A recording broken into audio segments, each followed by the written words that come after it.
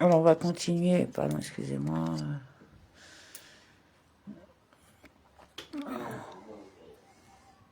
Le Chumash.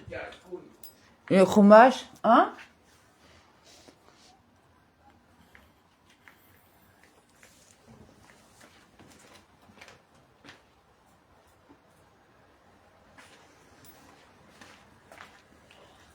Alors, nous sommes mardi 29 Tishrei Noach, suite chapitre 17.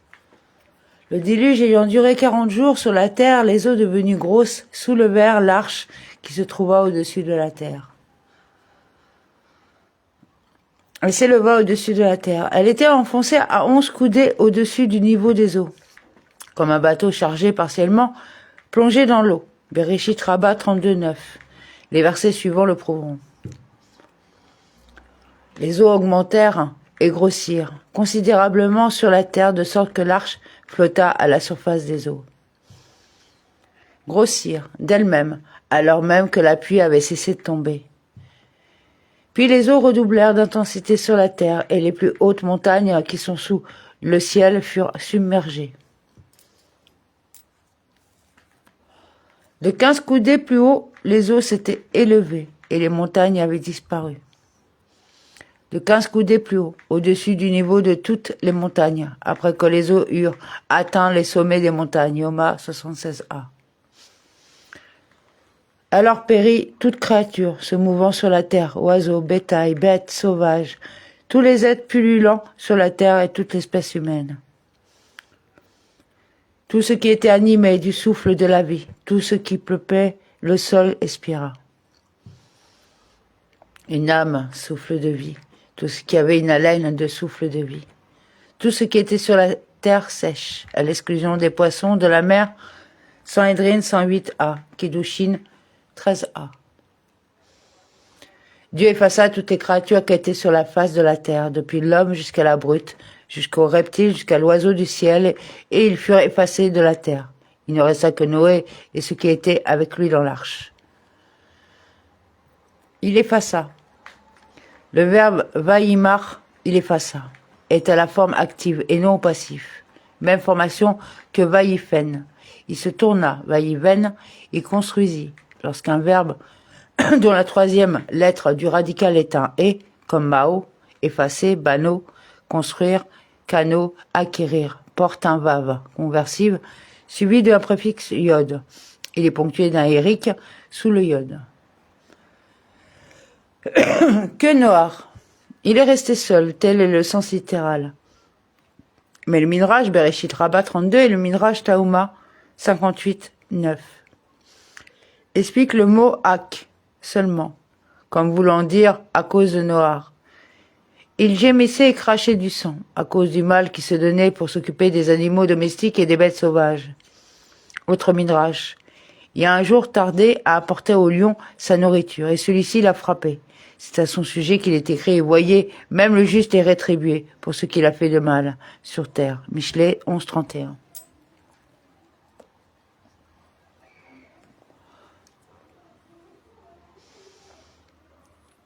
La crue des eaux sur la terre dura 150 jours. Chapitre 8. Alors Dieu se souvint de Noé et de tous les animaux sauvages et domestiques qui étaient avec lui dans l'arche. Dieu fit passer un souffle sur la terre et les eaux se calmèrent. Elohim se souvint. Il est écrit ici Elohim, qui est le nom de Dieu lorsqu'il exerce la stricte justice. Celle-ci est transformée en miséricorde grâce à la prière des justes. La miséricorde, en revanche, cède à la place à la stricte justice sous l'influence de la méchanceté des scélérats. Ainsi qu'il est écrit, Hachem vit que la méchanceté de l'homme était grande sur la terre. Et Hachem dit, j'effacerai l'homme. Supra 6, 5 et 7. Où pourtant le texte emploie le nom de Dieu de miséricorde, Bereshit Rabbah 33:3. Elohim se souvint de Noach. En quoi s'était souvenu des animaux, du mérite qu'ils se sont acquis en n'ayant pas corrompu leur voix, avant le déluge et en s'abstenant des rapports sexuels dans l'arche, Midrash Taouma 58:11. Elohim fut passé un souffle de consolation et d'apaisement passa devant lui. Sur la terre, à cause de ce qui se passait sur la terre, Les eaux s'apaisèrent, comme dans quand la colère du roi se fut apaisée. Esther 2:1. Cela signifie un retour à la sérénité après une colère. Les sources de l'abîme et les cataractes célestes se refermèrent et la pluie ne s'échappa plus du ciel. Se refermèrent les sources. Lorsqu'elles s'étaient ouvertes, le texte avait spécifié toutes les sources. Upra 7:11, alors qu'ici ne figure pas le mot toutes.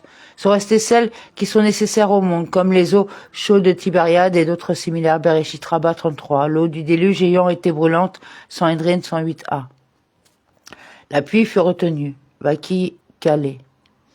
Elle fut retenue comme dans Ne retiens pas, l'eau Tikla, Hachem ta miséricorde, Télim 40:12, ou dans Nul d'entre nous ne te refusera, l'eau Iklé, ça tombe, Infrat 23:6. Les eaux se retirèrent de dessus de la terre, se retirèrent par degrés, elle avait commencé à diminuer au bout de 150 jours. Au bout de 150 jours, elles commencèrent à diminuer. C'est le premier Sivan, Seder Olam 4. Comment cela? Les pluies avaient cessé de tomber le bassin de Kislev. Il reste donc 3 jours pour finir Kislev. Plus les 29 jours de Tevet, ce qui fait 32 jours. Les 4 mois suivants, Shevat, Adar, Nissan et Iyar, totalisent 118 jours, d'où un total de 150 jours. Le 7e mois, le 7e jour du mois, l'arche s'arrêta sur les monts Aharat. Le 7e mois, c'était en Sivan, 7e mois à partir de Kislev, où les eaux avaient cessé de tomber. Le 17e jour, d'où l'on apprend que l'arche était enfoncée de 11 coudées au-dessus du niveau des eaux. Il est écrit en effet, le premier jour du 10e mois apparurent les cimes des montagnes, verset 5. C'était le mois de Av, qui est le 10e mois compté du Eshvan, pendant lequel les pluies ont commencé de tomber. Or, les eaux s'étaient élevées de 15 coudées au-dessus du niveau des montagnes. Elles ont donc diminué de 15 coudées en 60 jours, du 1er Sivan jusqu'au 1er Av, soit une coudée en 4 jours. Le 16 Sivan, elle n'avait baissé que de 4 coudées et l'arche s'est arrêtée le lendemain, 17. Son tirant d'eau était donc de 11 coudées. Les eaux allèrent toujours décroissant jusqu'au 10e mois. Le premier jour du 10e mois apparurent les cimes des montagnes.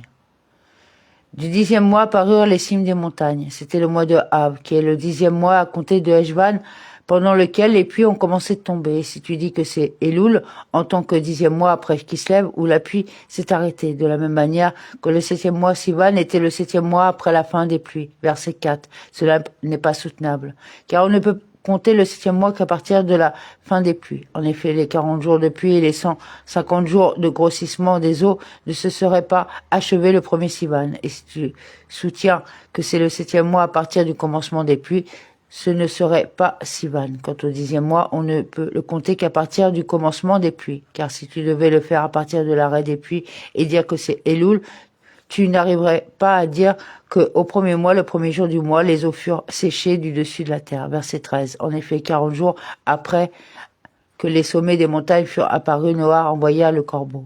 Il a attendu 21 jours pour envoyer la colombe, ce qui donne 60 jours depuis l'apparition du sommet des montagnes jusqu'à l'assèchement total de la surface de la terre. Or, si tu dis que c'est en Elul que sont apparus les sommets des montagnes, la terre ne serait asséchée en Eshvan. Or, la Torah l'appelle le premier mois, et le premier mois ne peut être autre que Tishrei, comme premier mois après la création du monde, ou Nissan selon l'opinion de Rabbi Yehoshua. Au bout de 40 jours, Noé ouvrit la fenêtre qu'il avait pratiquée à l'arche. Au bout de 40 jours, qui ont suivi l'apparition des sommets des montagnes, la fenêtre de l'arche qu'il avait faite pour l'éclairage et non la porte servant à l'entrée et à la sortie, Bereshit Rabbah 33:5.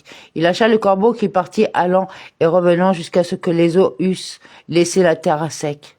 Allant et revenant, le corbeau ne cessait de tournoyer autour de l'arche et n'accomplissait pas sa mission parce qu'il suspectait sa compagne, ainsi que nous le trouvons au dernier chapitre du traité Sanhédrin 108b, jusqu'à ce que les eaux eussent séché du dessus de la terre. Le sens littéral est simple, mais le Midrash explique comme suit. Le corbeau allait et revenait dans le monde comme ayant été mis en réserve pour une autre mission lors d'un autre assèchement des eaux, à l'époque du prophète Eliyahu. Ainsi qu'il est écrit, les corbeaux lui apportaient du pain et de la viande. 1 Mélakim 17:6, Bereshit Rabbah 33:5. Puis il lâcha la colombe pour voir si les eaux avaient baissé sur la face du sol. Il renvoya la colombe de chez lui. Au bout de 7 jours, puisqu'il est écrit, il attendit encore 7 autres jours. Verset 10. C'est donc que la première fois aussi, il avait attendu 7 jours. Il renvoya. Le mot ne signifie pas ici qu'il a renvoyé en mission, mais qu'il l'a renvoyé. Il voulait la lâcher pour de bon, et voir ainsi si les eaux avaient diminué. Dans le cas où elle aurait trouvé un point d'appui, elle ne serait pas revenue. Mais la colombe ne trouva pas de point d'appui pour la plante de ses pieds, et elle revint vers lui dans l'arche, parce que l'eau couvrait encore la surface de la terre. Il étendit la main, la prit et la fit entrer auprès de lui dans l'arche. Il attendit encore 7 autres jours et renvoya de nouveau la colombe de l'arche. Il attendit. Le texte emploie souvent ce verbe comme dans « il m'écoutait, plein d'attente, vieilli et loul ». Hiob 29-21. La colombe revint vers lui sur le soir, tenant dans son bec une feuille d'olivier fraîche. Noé jugea que les eaux avaient baissé sur la terre.